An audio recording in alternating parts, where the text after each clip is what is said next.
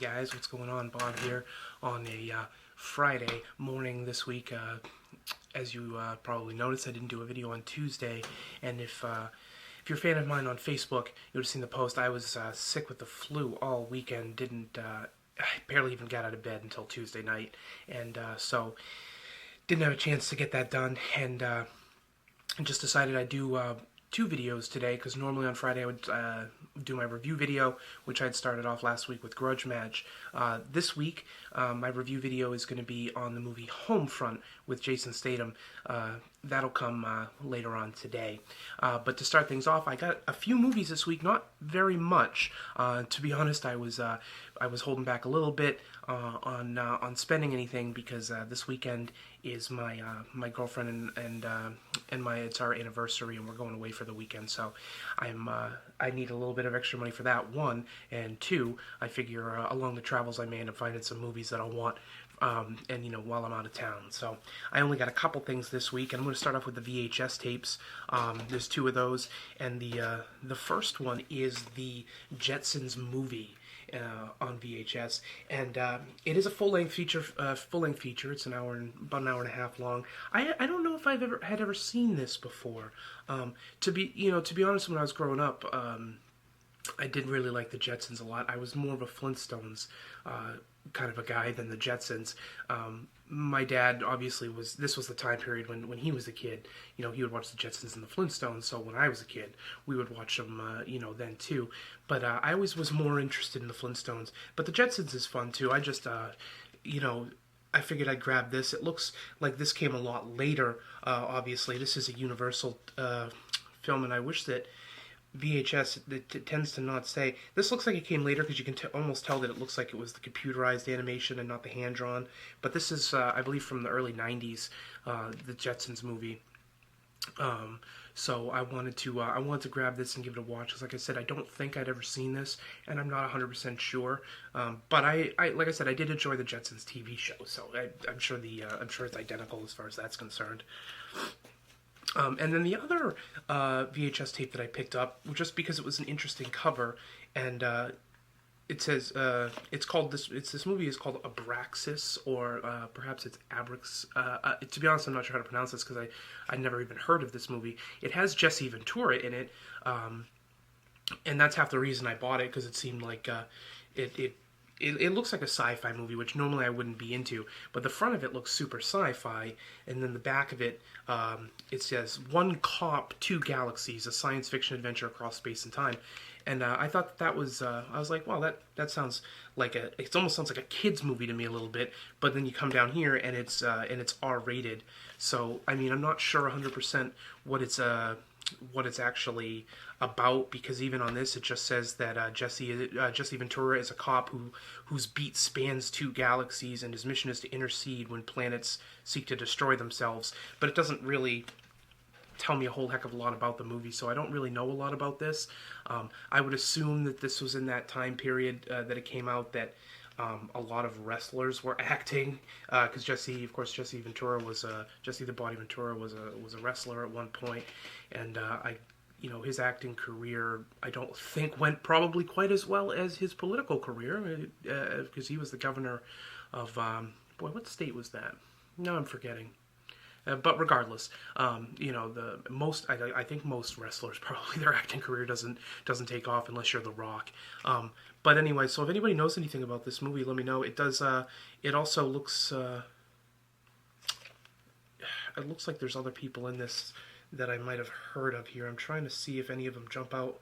Thought that they had, but I don't know. Maybe not, actually. So maybe it's just Jesse Ventura and nobody else. But we'll give it a go. Who cares? Like if you've watched my other videos before, I'm not like a huge sci-fi fan. But I'll pretty much watch anything too. So if it's, we'll give it a go. And if it's horrible, then I'll stop it halfway through. Whatever the case may be. And then I picked up a couple other some disc movies. I only picked up one DVD, and I picked up a couple Blu-rays.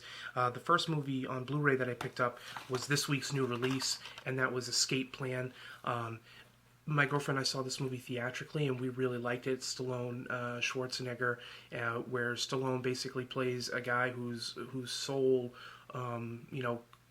job is that he's a major like securities firm owner, and people, or well, governments or state governments, whatever, basically hire him to get put into their prisons and have him try and break out and see if it's possible. And then in this movie, he gets put into a prison that's supposed to be impenetrable, and meets up with Schwarzenegger, who's in there, and they start working together to try and break out.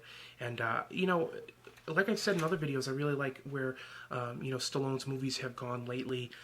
Even as older, as old as he's getting, he's still in awesome shape, and he still pulls together like a kick-ass action movie. So I really enjoyed Escape Plan quite a bit, and girlfriend did too, because she's she likes the action movies just as much as I do.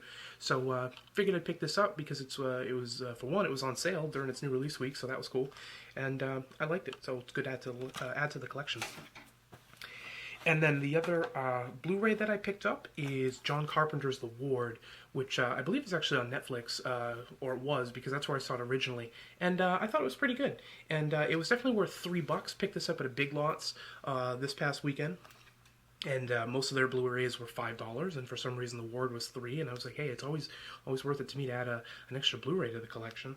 And especially it was a movie that I did enjoy. It's about a woman who's in a psychiatric hospital, and it's a John Carpenter movie who, for the most part, I enjoy pretty much all the John Carpenter's movies.